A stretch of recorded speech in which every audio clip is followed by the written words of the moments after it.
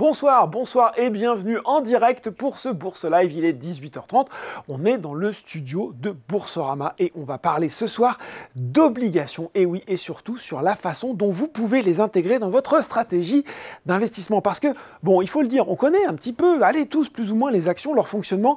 Eh bien, c'est un peu moins vrai, beaucoup moins vrai pour certains, pour les obligations, leurs caractéristiques, leur fonctionnement, leurs risques, mais aussi, tout simplement, comment on fait pour s'exposer à cette classe d'actifs. Petite précision aussi, ce soir, il y avait une petite erreur dans le titre. On parlera pas ce soir des ETF, ce sera le cas pour un autre webinaire. On se concentrera ce soir sur les fonds dits actifs, bien sûr. On va vous expliquer tout ce que cela veut dire. Ce soir, justement, j'ai deux experts à mes côtés qui vont faire, je l'espère, mais j'en suis sûr, dans le didactique, dans le concret, dans l'efficace, pour vous expliquer tout ce qu'il faut savoir sur le sujet. Et pour décrypter tout ça, j'ai le plaisir d'accueillir sur le plateau Valentine Henouz, Head of Fixed Income Strategy chez Amundi Investment Institute. Bonsoir Valentine. Bonsoir Laurent. Et à ses côtés, Raphaël Chemla, Credit Portfolio Manager at Amundi Asset Management. Bonsoir Raphaël. Bonsoir Laurent. Bon, on va déjà commencer par le plus simple et la base, les fondamentaux. Qu'est-ce qu'une obligation par rapport à une action? Ça c'est pour vous Raphaël. Et puis d'ailleurs Samuel nous met en garde, il dit attention, j'attends des explications, c'est une question qui a été posée au moment de l'inscription, j'attends des explications très claires sur la corrélation entre variation des fonds obligataires et l'évolution des taux directeurs et l'éventuelle corrélation avec les évolutions des cours des marchés actions ou des autres indices sectoriels. Ambitieux tout ça. Oh là là, allez, posons les bases. Tout d'abord, une obligation. Qu'est-ce qu'une obligation? Oui. C'est de la dette, tout simplement. Que ce soit une entreprise, une collectivité ou un État, on va prêter de l'argent à cette institution, elle va nous la rendre avec un intérêt et rembourser le capital qu'on lui a prêté. Oui. Ça c'est clair, ça c'est simple. Voilà. On s'arrête là pour l'explication d'une obligation. Oui. Après, pour les autres questions, j'ai envie de demander à Valentine.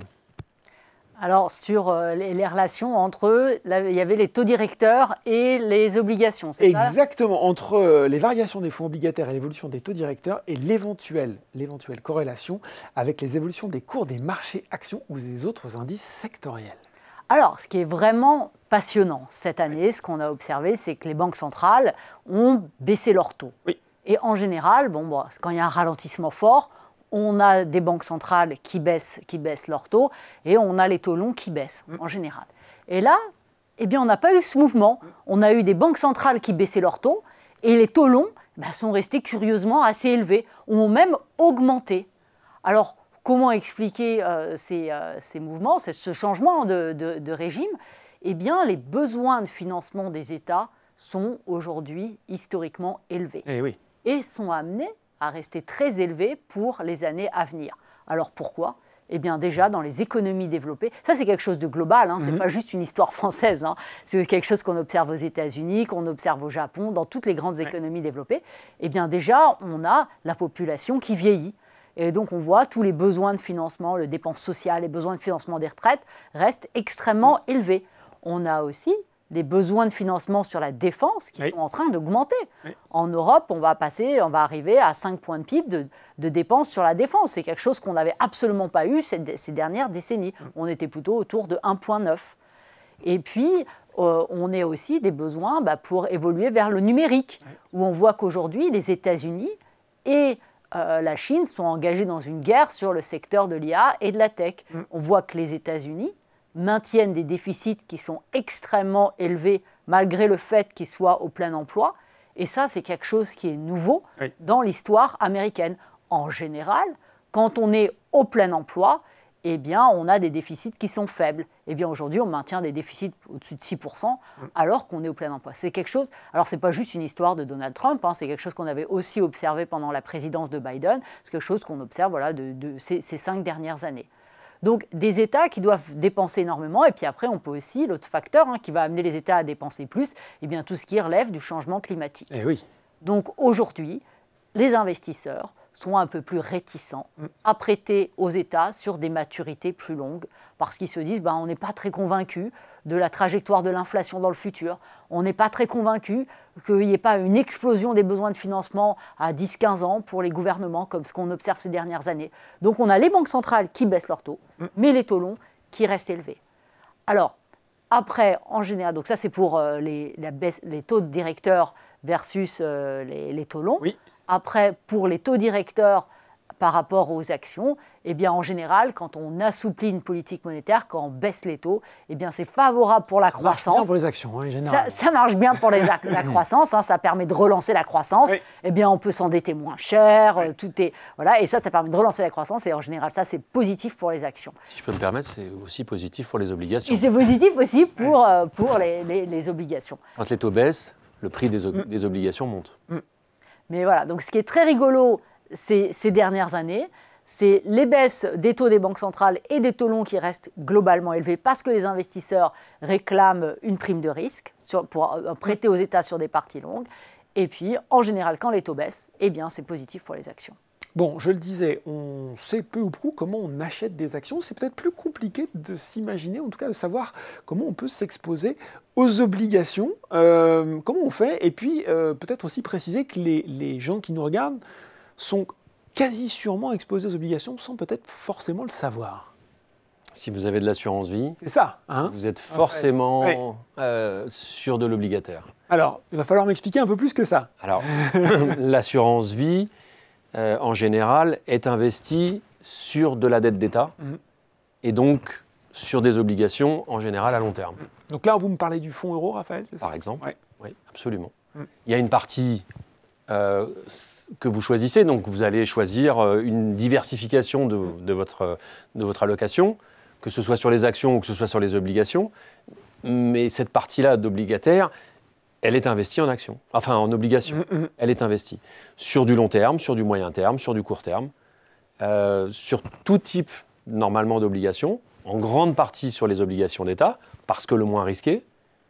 Mais comme il faut faire un peu plus que le monétaire, eh bien on va diversifier ces investissements obligataires et aller sur de la dette d'entreprise. Donc, on peut prêter à un État, on peut prêter à une entreprise. Je reviens à ma question, comment on s'expose aux obligations? On peut en acheter en direct comme des actions. Moi, j'ai l'impression que c'est beaucoup plus compliqué. Ou est-ce qu'il faut tout simplement passer par des fonds qui vont faire le job à ma place, si je puis dire? Ce qu'il faut voir, c'est le nominal de l'obligation. Et le nominal de l'obligation, en général, c'est plutôt du 100 000 euros. Tout de suite, ça calme. Voilà. Et donc, pour avoir quelque chose de diversifié, parce qu'on aime la diversification, c'est toujours acheter un panier, est préférable que d'acheter une obligation, comme d'acheter une action. Pour cela, il faut acheter un fonds obligataire. Et dans un fonds obligataire, vous avez normalement une vraie diversification. Cette diversification, elle peut aller de l'ordre de 50 obligations différentes à 300 obligations différentes. D'accord. Et là, vous avez tout type d'obligations, des obligations d'entreprise, mais sur tout type de secteur. Secteur des télécoms, secteur bancaire, secteur assurantiel, secteur au service aux collectivités, etc., etc. Je pense que ça répond à une question de Frédéric qui est tombé en direct et qui nous dit « On voit bon nombre d'entreprises émettre des obligations sur le marché. Comment un particulier peut-il souscrire avec comme objectif de les détenir sur la durée ?» On achète un fonds qui regroupe ces obligations, quand je vous écoute, hein, Raphaël. C'est la façon la plus simple. C'est la façon la plus simple. Et la plus accessible. Après, c'est quel est votre horizon de placement sur cet actif. Une obligation n'a pas forcément le même horizon de placement qu'une action. Une action, c'est beaucoup plus long terme. Une obligation, en fonction de sa maturité, peut-être plus courte, peut-être moyen terme, ou peut-être plus longue. Justement, pourquoi, en tant que particulier, j'ai intérêt, ou je pourrais avoir intérêt à investir dans des fonds obligataires? On dit souvent que les obligations, elles vont apporter ce coussin de sécurité en cas de baisse du marché action. Est-ce que c'est vrai? Et est-ce que ça marche à tous les coups? C'est un peu une question piège. Ça permet déjà de baisser déjà, c'est beaucoup moins volatile en termes de rendement. Les actions, on voit que ça, quand il y a par exemple un ralentissement fort de l'économie, on voit que les actions, ça corrige très très fortement. Donc on n'observe pas le même degré de correction sur les obligations. Donc ça permet de réduire la volatilité. Et puis en général, si on regarde par exemple les obligations d'État, ça permet de contrebalancer les performances négatives qu'on a sur les marchés actions. Alors je m'explique. En général, quand une économie va bien, performe, on voit que les actions performent positivement et qu'on voit par contre, on a les taux qui montent parce que les banques centrales remontent leurs taux, parce qu'on s'attend à un peu plus de croissance, un peu plus d'inflation. Pour éviter la surchauffe de l'économie. Voilà, pour éviter la surchauffe de l'économie. Donc quand l'économie se remet à croître au-dessus de son potentiel rapidement, eh bien on a les actions qui performent et les taux qui augmentent. Donc dans ce cas-là, en général, on a l'obligataire qui sous-performe les actions. Mais quand tout va mal, par exemple, quand on bascule dans une période de récession, on a évidemment les actions qui corrigent fortement, mais par contre, les obligations d'État permettent de faire un coussin, de contrebalancer cette performance négative, parce qu'on se passe quoi ? Quand tout va mal, on a les banques centrales qui baissent leurs taux, donc on est bien content d'avoir une obligation qui a un rendement supérieur avant les baisses de taux des banques centrales. Donc ça permet, on a donc l'obligataire qui performe quand ça va mal. Alors on va me dire, c'est vrai. On a eu un contre-exemple assez récent. Sauf en 2022, voilà. Où on a ces fameux portefeuilles 60-40. Expliquez-nous un peu ce qui s'est passé. Voilà, parce qu'en général, quand on a ces portefeuilles, le portefeuille qu'on dit équilibré, 60% d'actions, 40% d'obligataires, c'est un peu un portefeuille tout-terrain qui permet de franchir, de bien résister aux périodes de stress. Un petit peu, voilà. Et on voit qu'en 2022, ça a été une catastrophe. Non seulement les actions ont souffert, mais on a aussi l'obligataire qui a souffert. Eh bien, pourquoi ? 2022, on a eu des records d'inflation. On a passé toute l'année 2022 à revoir à la hausse nos projections d'inflation. Et puis, on a une économie qui ralentissait. Et puis, on a eu des banques centrales qui n'ont cessé de remonter leurs taux.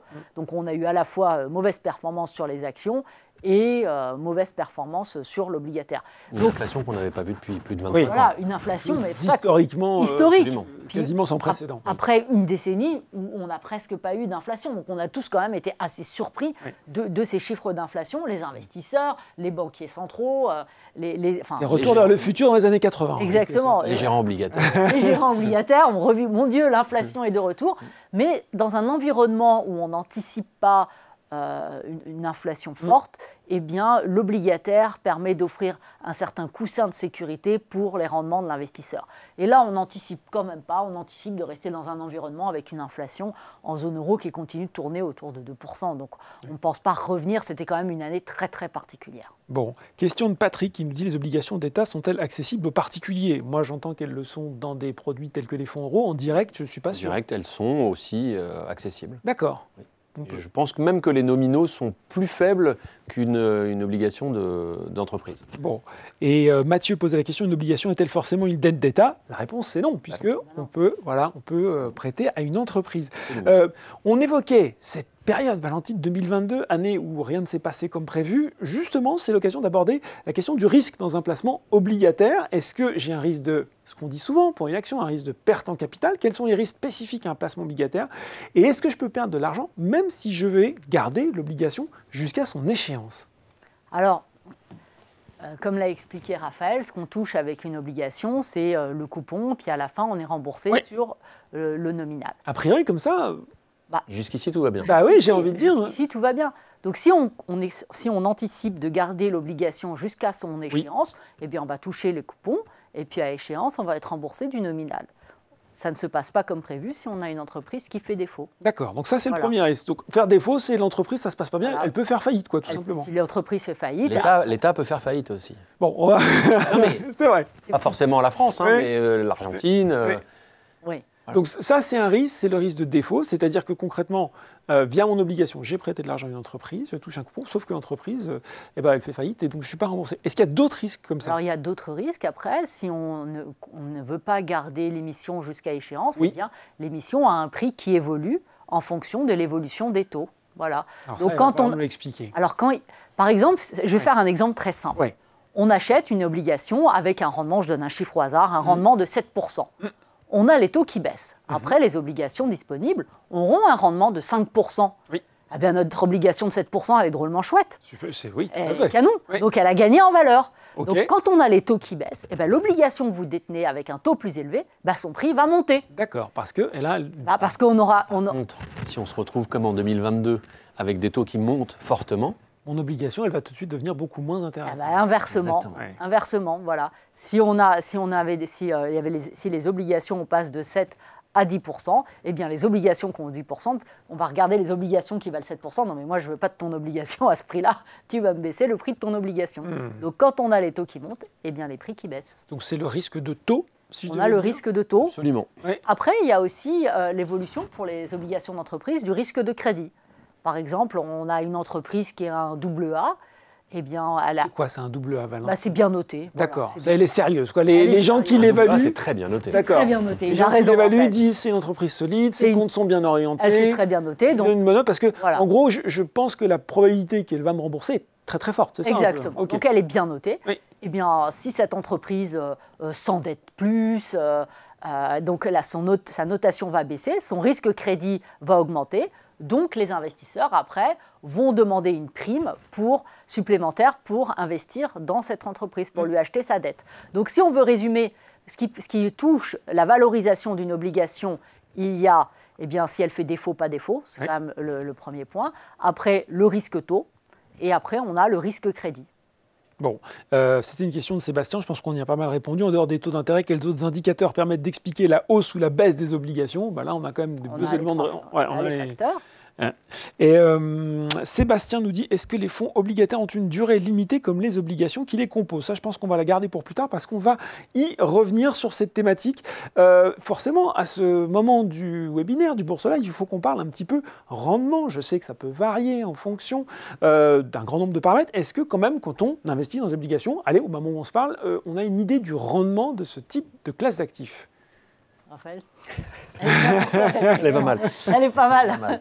Bah oui, forcément. Absolument. On a quand vous choisissez un fonds obligataire, vous avez un panier d'obligations et vous avez un ensemble de rendements pour toutes ces obligations. Si vous faites la moyenne, vous savez à peu près quel type de rendement vous pouvez obtenir, quelle que soit l'évolution des prix à un moment donné.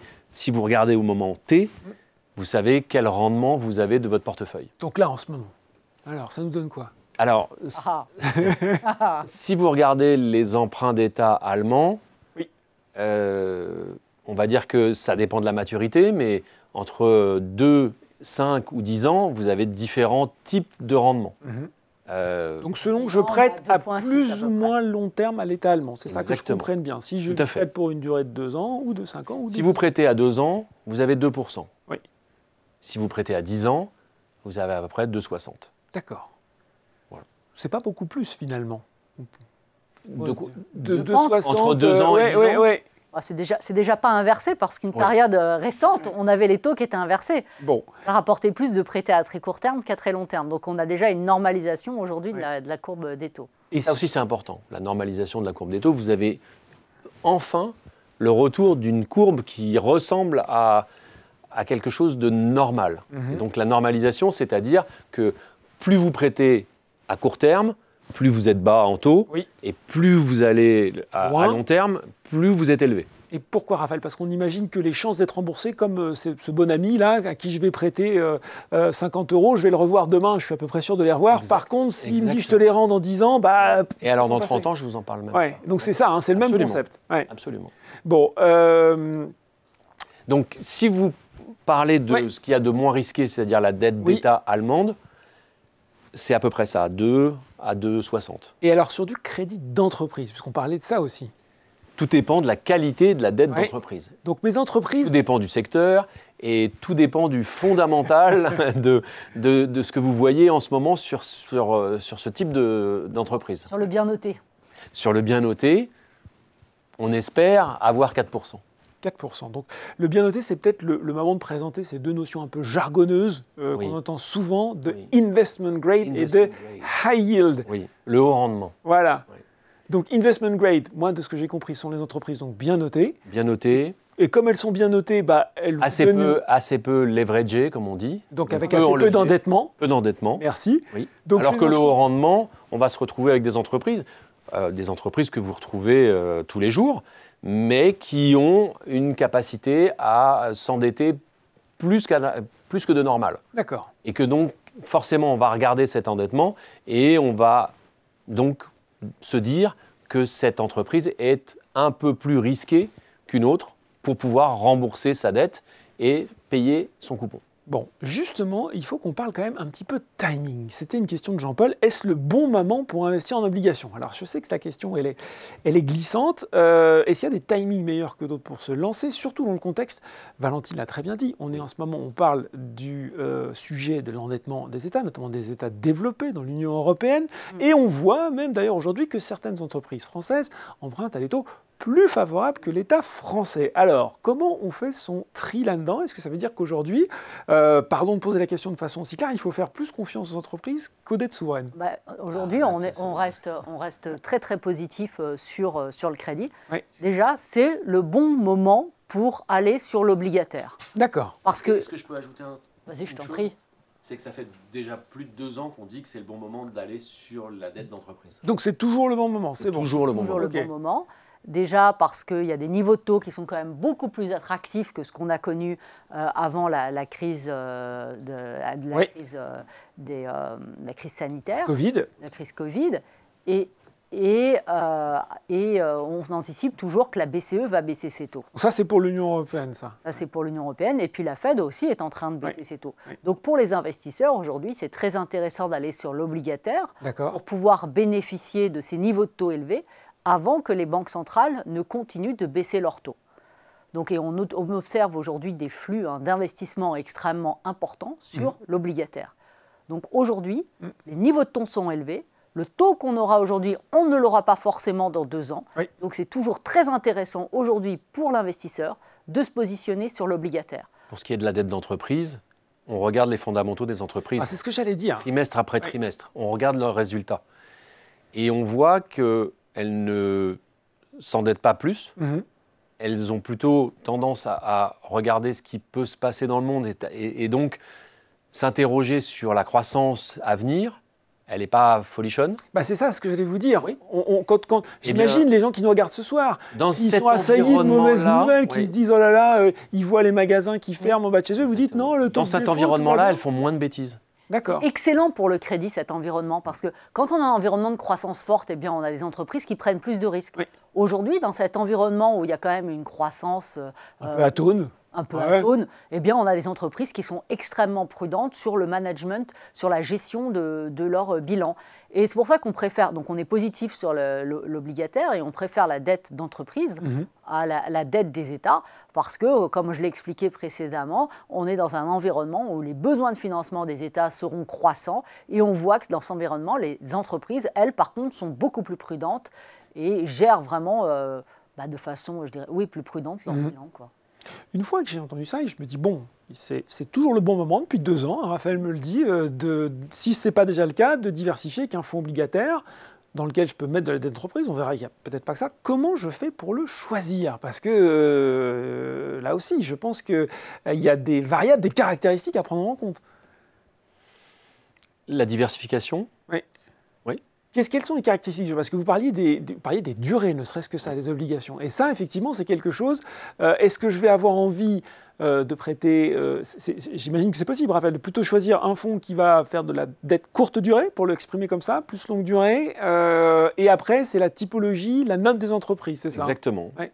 Choisir, on aime beaucoup l'investment grade, donc les entreprises les entreprises bien de bonne qualité. Oui. Après, sur la durée, c'est toujours pareil. Qu'est-ce qu'on anticipe? Est-ce qu'on anticipe une baisse des taux, donc qui vont faire performer les obligations parce que les taux vont baisser? Est-ce qu'on anticipe toujours cette croissance atone, molle, comme vous voulez, vous l'appelez comme vous voulez, mais finalement, des entreprises qui vont continuer trimestre après trimestre à ne pas faire de bêtises et à continuer à gérer correctement leur entreprise. Et à un moment donné, trouver sur la courbe le point le plus intéressant en termes de rendement-risque. Comme vous l'a expliqué Valentine, le long terme est un peu plus risqué.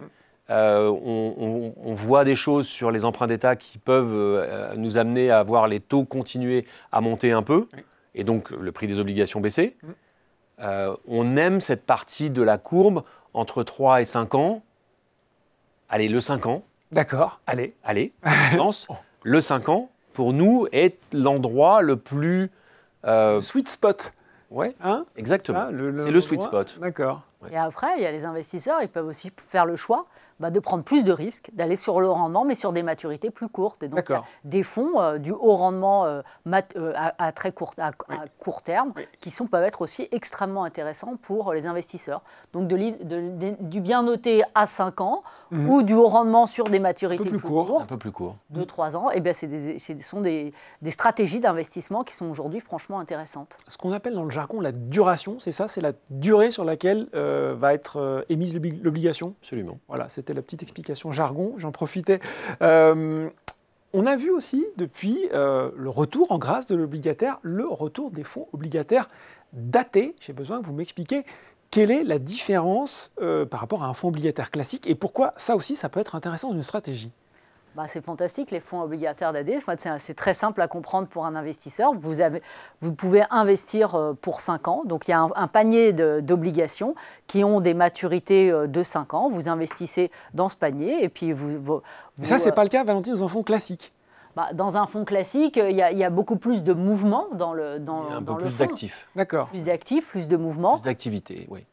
Donc là, franchement, voilà, vous participez à l'achat de ce panier d'obligations sur une durée de 5 ans. Donc quand on est aujourd'hui sur des niveaux de rendement que l'on considère attractifs et on pense qu'à 3 ans, il y aura des niveaux de rendement qui sont plus les mêmes, qui vont baisser, c'est très intéressant d'aller se positionner sur ces fonds datés aujourd'hui.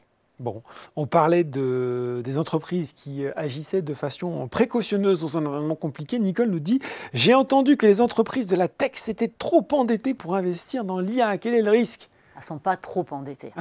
Non. Les entreprises de la tech... Les chiffres sont impressionnants. Les chiffres sont dingues. Oui, on a le droit de le dire. Les chiffres sont dingues, les 400 milliards d'investissements. On a même du mal, je trouve, avec ces ordres de grandeur. Donc les entreprises de la tech, de l'IA, de la tech, c'est les 7 magnifiques, c'était déjà des entreprises qui sont extrêmement rentables. C'était des entreprises qui n'étaient pas endettées, qui avaient des liquidités. La stratégie de ces entreprises-là, c'était de reverser ces liquidités aux actionnaires. Là, on a changé d'environnement. Ces entreprises se sont dit, ces liquidités, cette trésorerie que l'on dégage, on va l'investir. Et on va aussi s'endetter sur les marchés obligataires. Là, on a vu énormément d'émissions sur les marchés obligataires pour financer ces investissements-là.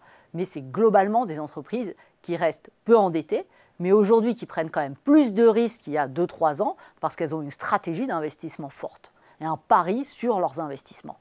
Mais ce ne sont pas des entreprises qui sont fondamentalement très endettées. Bon, pas d'inquiétude sur le sujet. Il y a d'autres inquiétudes. Ce sont des entreprises qui continuent de surprendre positivement sur leurs résultats, mais après, on peut vraiment se poser la question sur la rentabilité à venir de ces investissements. Ça, c'est quand même des questions qu'il est important, et les réponses ne sont absolument pas évidentes. Mais globalement, ce ne sont pas non plus les entreprises les plus endettées de l'économie américaine. Bon, et je reviens sur cette question, parce qu'on a parlé des fonds obligataires datés. Est-ce que les fonds obligataires ont une durée limitée comme les obligations qui les composent ?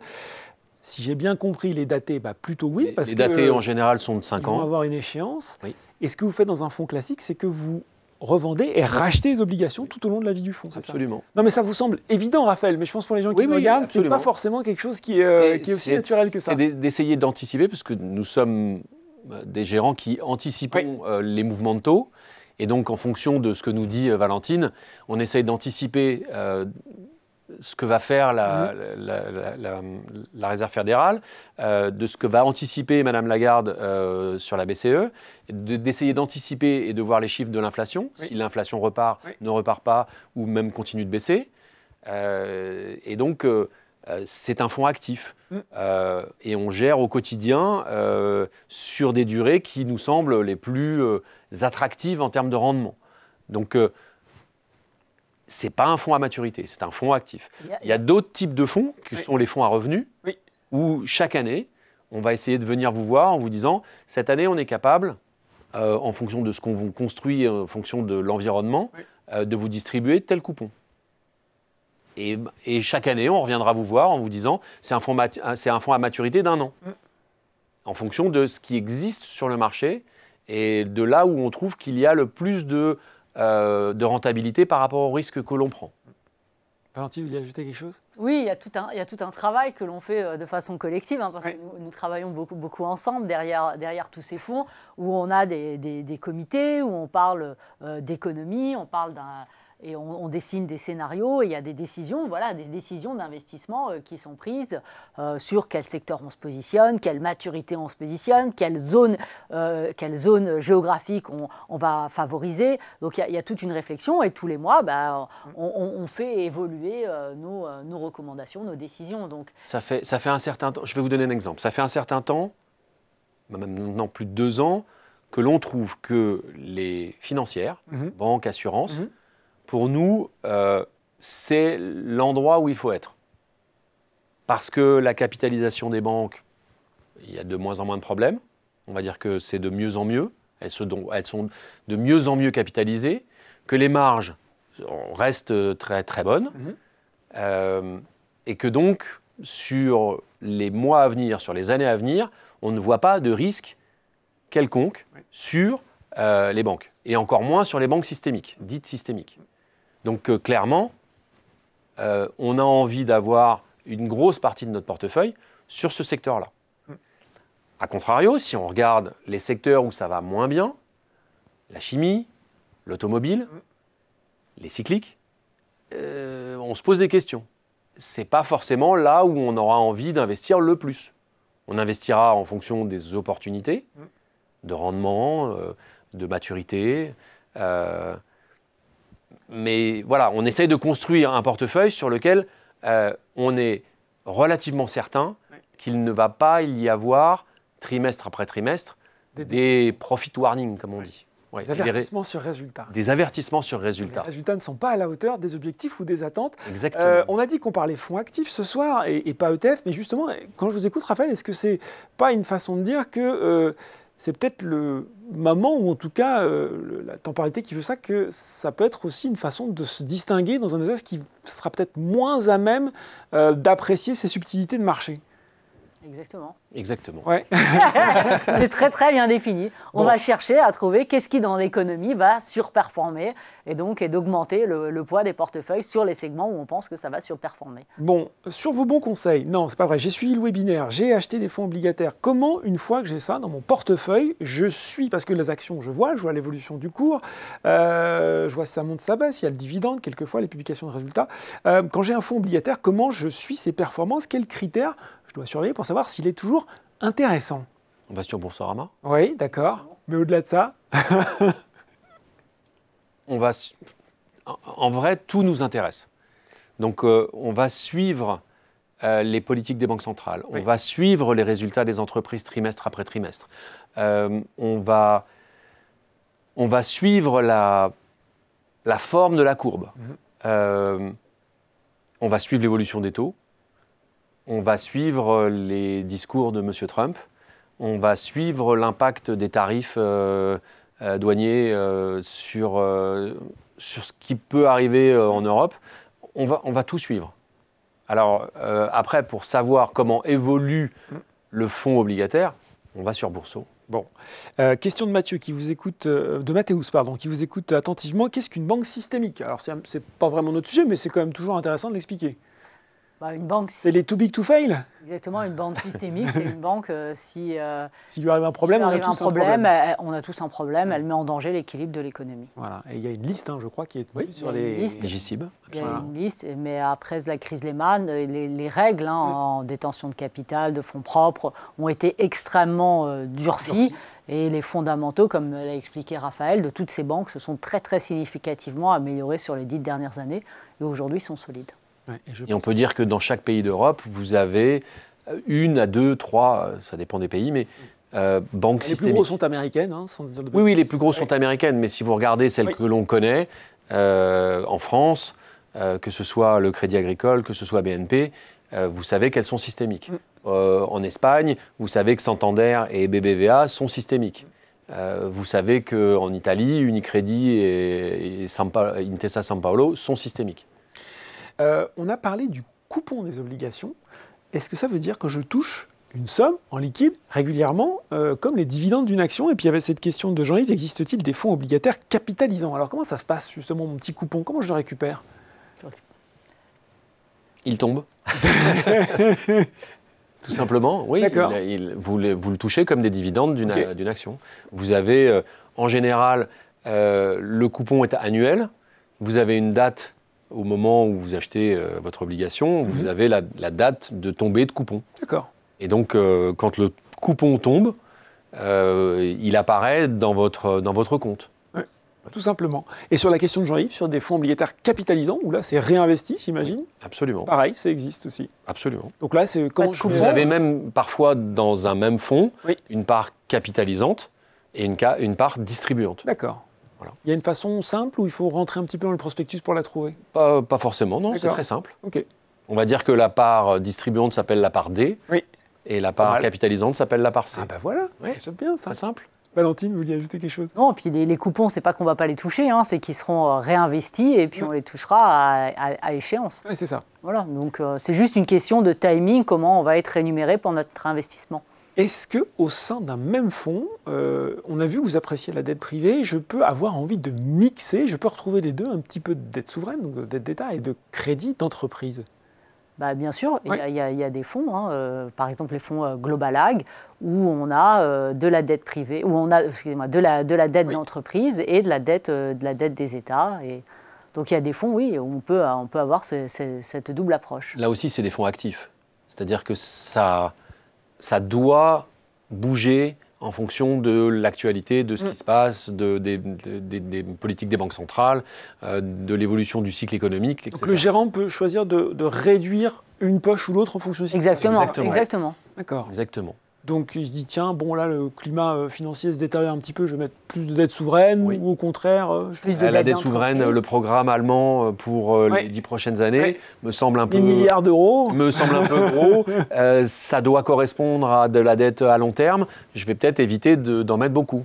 Après, on peut jouer aussi sur les zones géographiques, sur les devises. Enfin voilà, ces portefeuilles sont beaucoup plus complexes. Bon, on arrive au terme de cette présentation. Si question que j'aime bien, c'est la question vraiment, c'est le money time, comme on dit. Si on devait synthétiser, abréger notre échange en 30-40 secondes chacun, qu'est-ce qu'il faut retenir là pour l'investisseur particulier qui nous regarde ce soir? Je commence? Vas-y. Alors, c'est le bon moment aujourd'hui pour investir sur l'obligataire. C'était déjà le bon moment, comme l'a précisé Raphaël, ces dernières années, mais c'est toujours le bon moment parce que le rendement que vous avez aujourd'hui, il n'est pas évident qu'on puisse avoir le même niveau de rendement dans 1 ou 2 ans parce qu'on pense que la BCE va continuer de baisser ses taux. On préfère le crédit parce que les fondamentaux des entreprises sont bons. Les entreprises sont prudentes.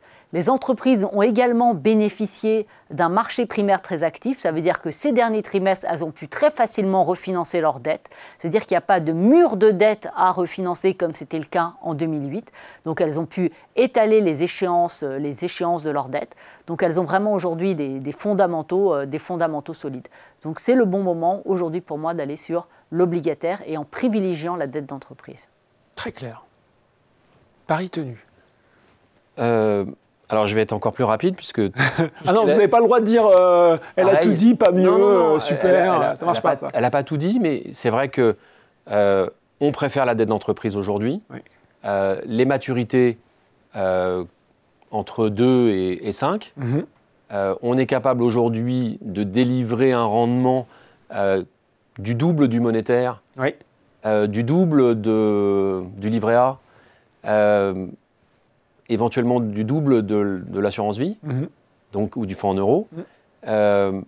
Donc c'est encore le moment de faire de l'obligation et d'acheter des obligations de dette d'entreprise de bonne qualité et même du haut rendement. Oui. Parce un peu que, plus court, si j'ai bien et un peu plus court si Ouais. vous voulez. mais clairement, le fait que le cycle économique aujourd'hui soit avec une croissance molle,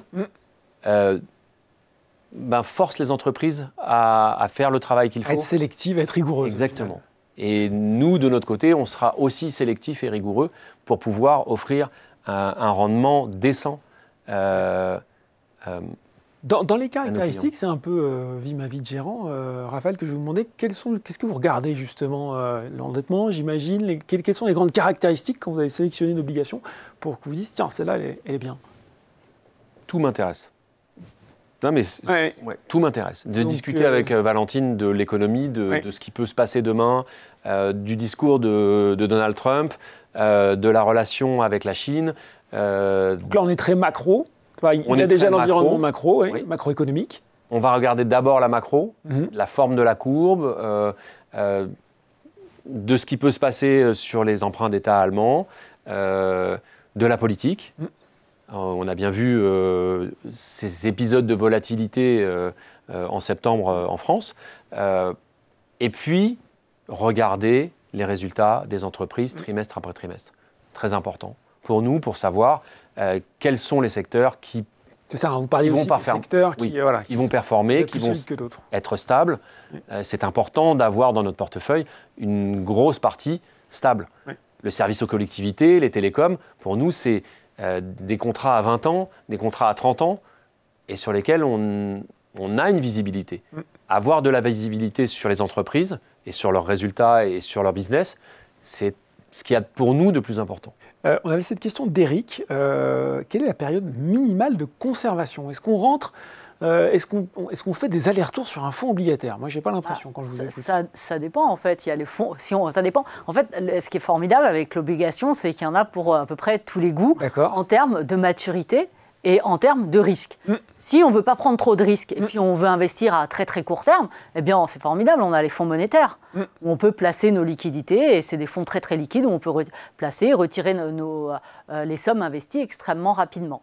Mais on n'a pas les mêmes rendements que si on veut passer par exemple sur des fonds de dette d'entreprise avec où on investit aujourd'hui sur du 3 à 5 ans, ben là, l'idée, c'est de les détenir plutôt sur une période aussi de 3 à 5 ans.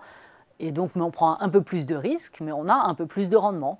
Et puis après, si on veut prendre plus de risques, eh bien, on va sur les fonds à haut rendement, les fonds du high yield, où là, on a plus de risques, mais on a également plus de rendement. Donc, vraiment, il faut choisir, il faut bien réfléchir quel est votre profil de risque et sur quelle maturité vous voulez investir. Et là, après, on choisit sur quel type d'investissement obligataire on peut se positionner. Bon, il y avait une question de Marie très lapidaire, mais que je trouve intéressante. Elle nous demandait budget minimum, argent bloqué combien de temps, taxation à la sortie.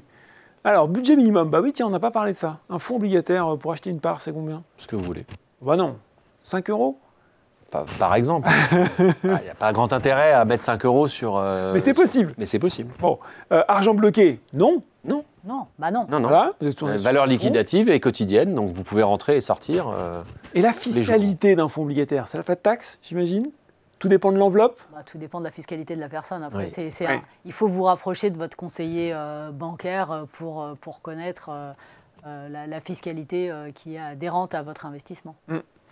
On avait une question qui avait été posée, je n'ai pas le nom de la personne qui l'a posée, mais que je trouve intéressante, surtout dans les discussions qu'on a à l'heure actuelle. Est-ce un bon placement pour ma retraite?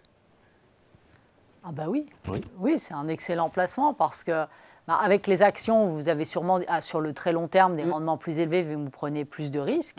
Donc si vous voulez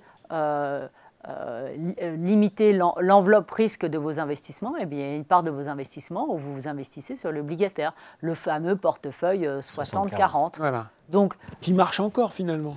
Oui, qui marche encore, sauf si on revient dans un environnement extrêmement inflationniste, mais ce n'est pas notre scénario. C'est intéressant d'avoir une part de votre investissement allouée sur des actions, une autre part allouée sur de l'obligataire. Justement, c'était une question, même si vous l'avez déjà un petit peu évoqué, Valentine, question de Pierre, où vont les taux?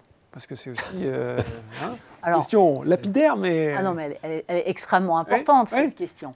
Où vont les taux? Déjà, on va parler des taux de la BCE, les taux courts. Plutôt vers le plus bas, si je vous ai bien écouté. Alors moi, je suis très C'est quoi le plus bas? Parce que si on retourne à 2020... Non. Ils vont plutôt baisser. Voilà. Pardon, je n'ai pas été assez précis. Nous, on s'attend encore à 2 baisses de taux l'année prochaine. D'accord. Ce qui n'est absolument pas le scénario qui est sur le marché aujourd'hui. Aujourd'hui, le marché pense que la BCE va maintenir ses taux inchangés. Ce qu'elle laisse un peu, dans son discours, c'est pas très clair, Valentine. Elle laisse entendre la BCE. Voilà, on dit on va poser. La BCE met la barre très haute Oui. pour de nouvelles baisses de taux parce qu'elle dit, écoutez, moi, la croissance, elle est bien, elle tourne autour de 1%. On est confiante. On pourrait ne pas être d'accord avec elle, mais bon. On la trouve un peu atone, nous, Voilà, cette croissance voilà. à 1%. Mais bon, la BCE est contente avec cette croissance à 1%. Oui. La BCE est aussi confiante dans les projections de l'inflation. Elle s'attend à ce qu'on ait une inflation qui reste autour de 2%. Et la BCE est aussi très contente de voir une reprise de l'activité de crédit sur la zone euro. Alors pourquoi nous, on pense que la BCE va devoir continuer de baisser ses taux?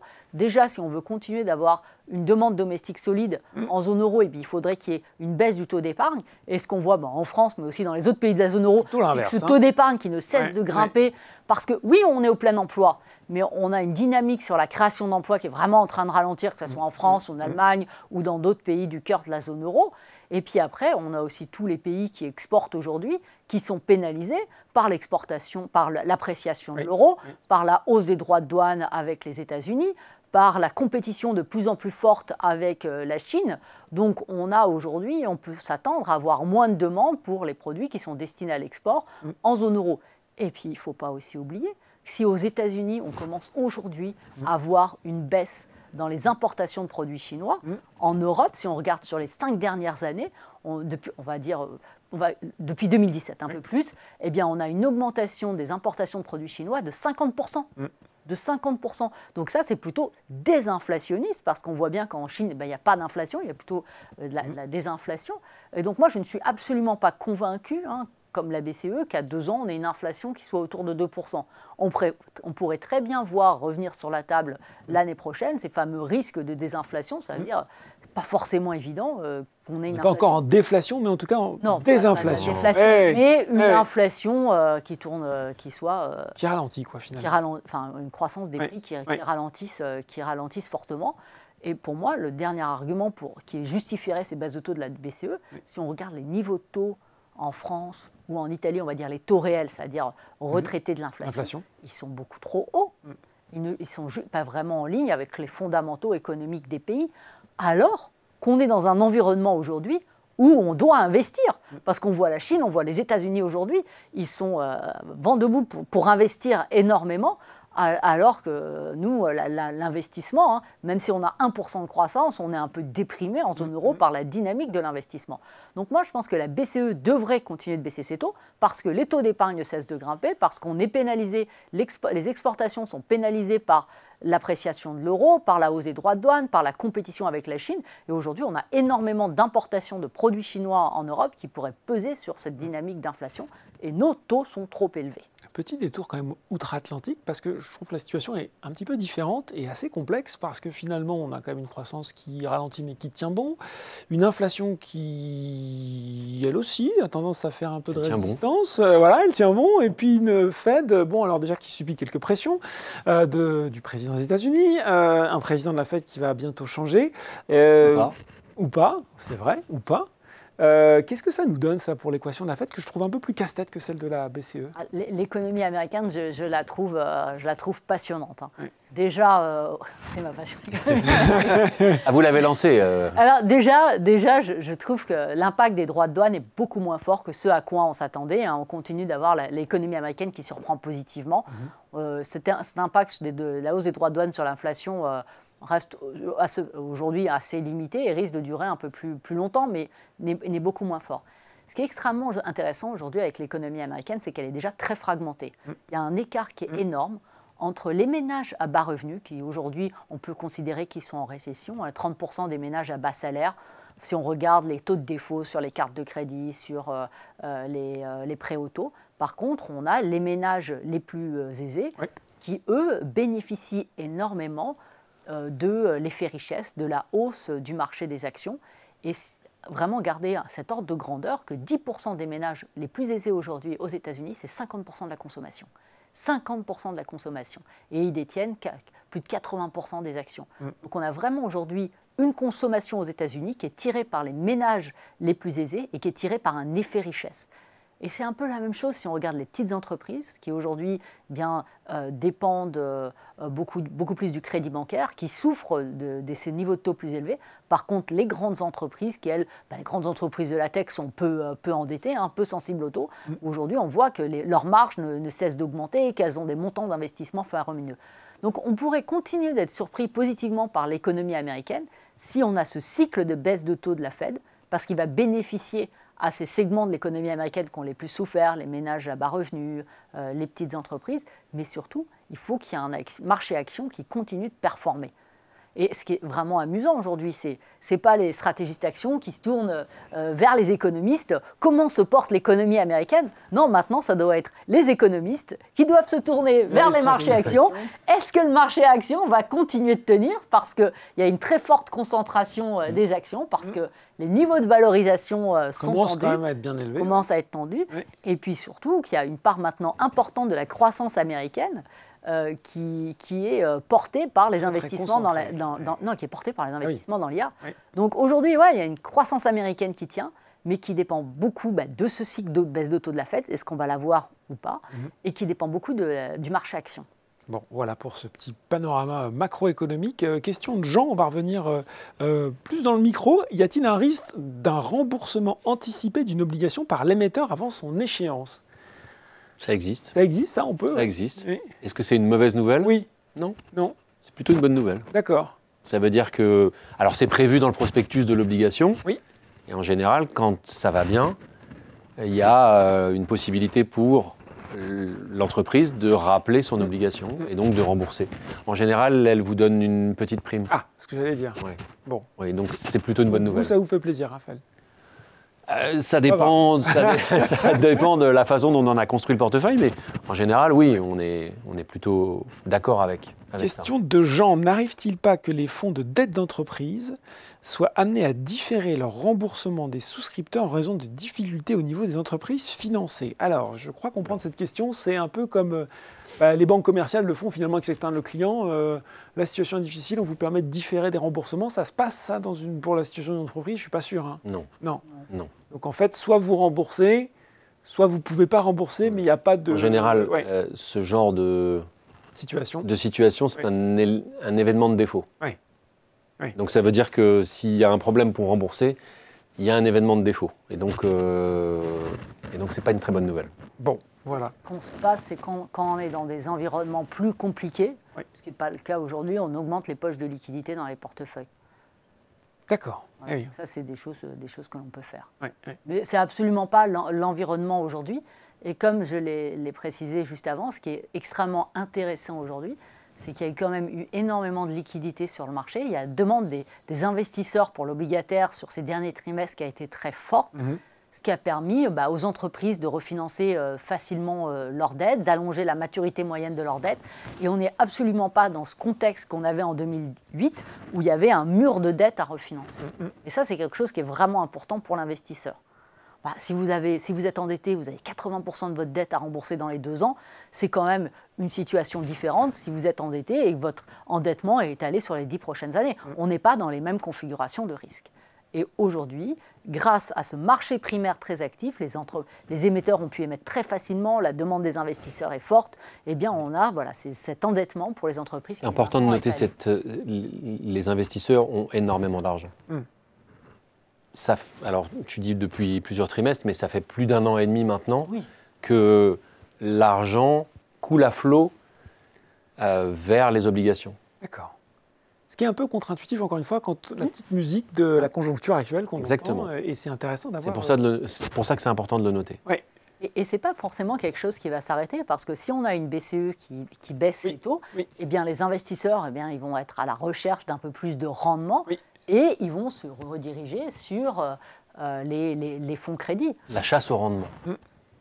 Et donc ça, si le monétaire ne vous donne plus grand-chose, si votre livret A ne vous donne plus grand-chose, il va falloir aller chercher ça ailleurs. Donc ces flux qu'on a... Sur les obligations crédit. Les flux sur le crédit, c'est quelque chose qu'on va continuer d'observer. Bon, eh bien voilà, la chasse au rendement et l'attrait du marché obligataire. Est-ce qu'on a répondu à l'essentiel des questions ce soir? On va me souffler ça dans l'oreillette. Tout bon. Est-ce qu'on a un petit questionnaire de satisfaction? On va me ressouffler ça dans l'oreillette. Non, on m'a rien soufflé du tout. On va dire. Questionnaire. Voilà, pas de questionnaire. Et bien voilà, on arrive au terme de ce webinaire sur le marché obligations, sur l'attrait des fonds obligataires. Merci à mes deux spécialistes, Valentine et Raphaël, d'avoir si bien expliqué, décrypté pour nous le fonctionnement, les caractéristiques. C'était la promesse de ce soir. Merci beaucoup à vous deux. Merci Laurent. Merci à vous de nous avoir suivis ce soir. On espère qu'on a décrypté, expliqué un petit peu comment tout cela fonctionnait, vous donner aussi peut-être voilà, l'envie d'investir sur cette classe d'actifs qu'on a répondu à l'essentiel de vos questions. Si vous n'avez pas tout compris ou le temps de tout voir, eh bien ne vous inquiétez pas, le Bourse Live, le webinaire sera en replay très vite sur le site de Boursorama. Merci beaucoup d'avoir été avec nous. Très bonne soirée et à bientôt.